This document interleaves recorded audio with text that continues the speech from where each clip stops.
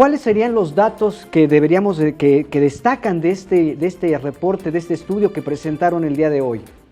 Pues mira, nosotros en el Evalúa medimos la pobreza multidimensional de manera distinta al Coneval. El problema del Coneval es que tiene indicadores que no permiten identificar a las personas con carencia en las ciudades.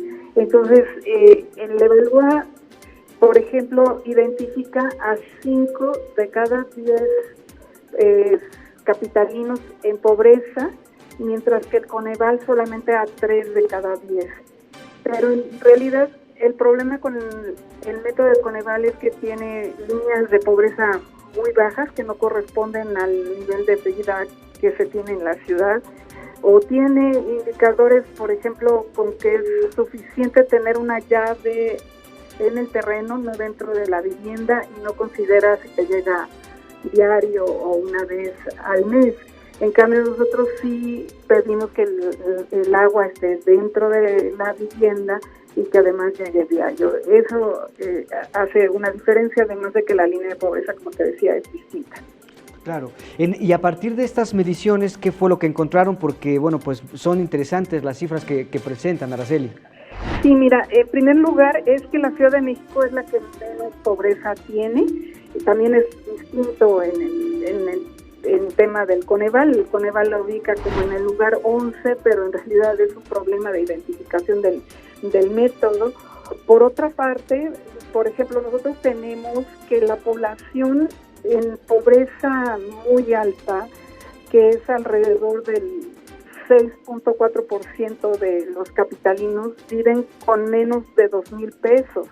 Y en cambio la clase alta, que es 7.4%, vive con 60,000 pesos por persona al mes. Entonces es una diferencia tremenda. Y la desigualdad en nuestra ciudad y también en el país está muy subestimada.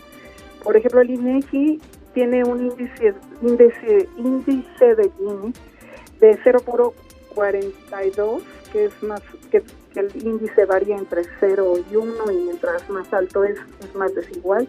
Y con los datos ajustados a cuentas nacionales, como hace el Evalúa, el Gini es 0.7.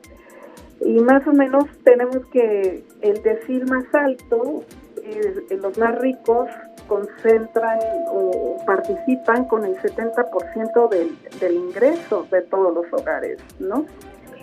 Y la otra cuestión que me parece importante es que 7 de cada 10 niños viven en hogares pobres, y que la pobreza en el periodo 2012 a 2018, donde más creció, es en la población de 51 a 65 años de edad, que es población muy vulnerable porque tiene inestabilidad laboral, no hay suficientes no hay programas sociales para ellos.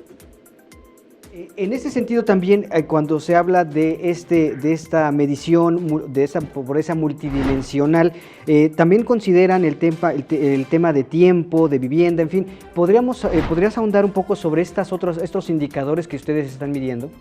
Sí, efectivamente, con nuestro método multidimensional hay 3 dimensiones. Una es la de ingreso, la otra es la del tiempo, como bien dices, y la tercera es la de necesidades básicas insatisfechas. Ahí se incluye seguridad social, adecuación sanitaria, educación, salud, etcétera. Y donde más pobreza tiene la ciudad es en vivienda. Y estamos teniendo que la mitad prácticamente de las personas viven en viviendas, sobre todo hacinadas o con problemas de calidad de los materiales de construcción.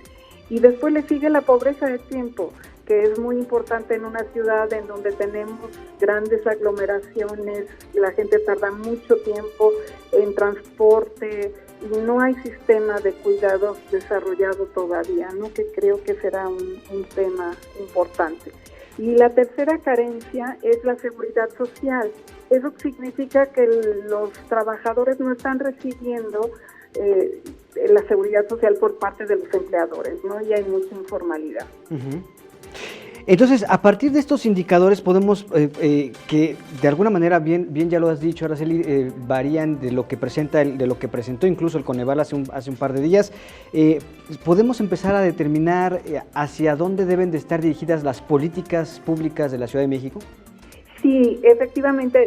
Mira, la medición del Coneval, por ejemplo, identifica en el caso de la Ciudad de México que solamente el 2.9% de la población tiene carencia de agua.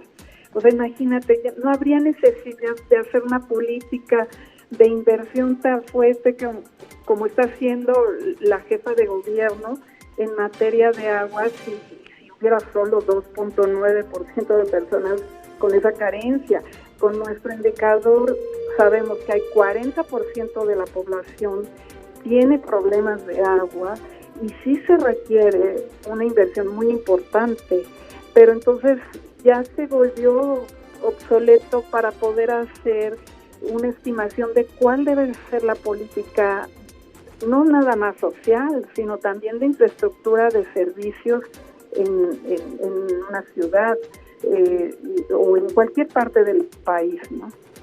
Oye, eso también lo que has comentado sobre el tema de la desigualdad, aquí lo tengo, no sé si lo noté bien, el 7.4% tiene ingresos de 60,000 pesos y el resto de 2,000, digamos, la mayoría de la población. También hay un tema ahí, entonces, pendiente en materia de desigualdad, ¿cierto? Sí, efectivamente. La idea es que la pobreza más sociales. Y bueno, en parte, pues hay una parte del diseño que puede estar afectando, pero lo que realmente explica la pobreza en nuestro país es la desigualdad.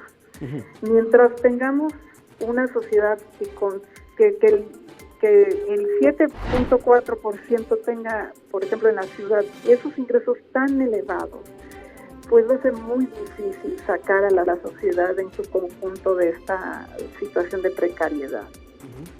Definitivamente.